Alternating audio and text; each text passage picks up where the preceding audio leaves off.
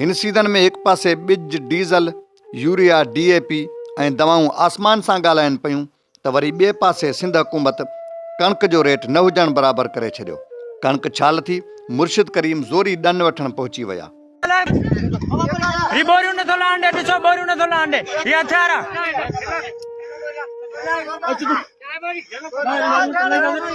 सांगड़ ज़िले में मुरीदनि पारां इनकार करण ते मुर्शिद जे गार्ड सिधी फायरिंग करे ॾिनी।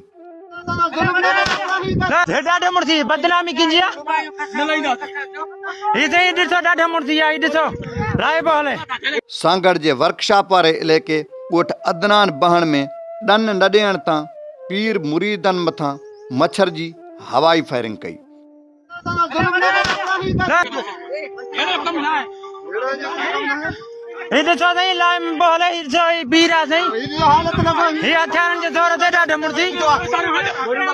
पीर अहमद अली शाह 10 मण न ॾियण तां मुरीदनि मथां सिधी फायरिंग कई।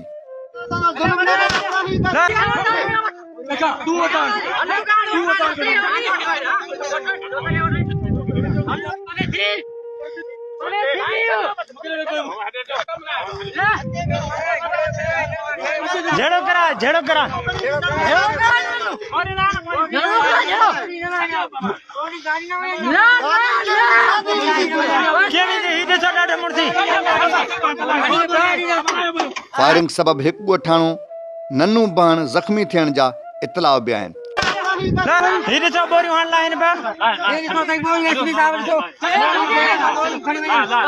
ॻोठाणनि हिम्मत करे वीडियो रिकॉर्ड करे वरिती।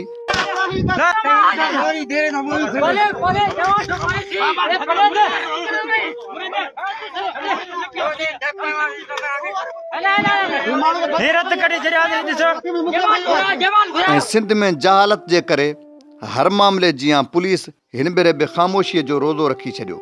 वेतर भलारो महीनो रमज़ान शरीफ़ हुजण जे करे डबल रोज़ो ऐं सवाब थी वियो। पीर राहिब अली, क़ौमी हक़ीक़त, वर्कशॉप।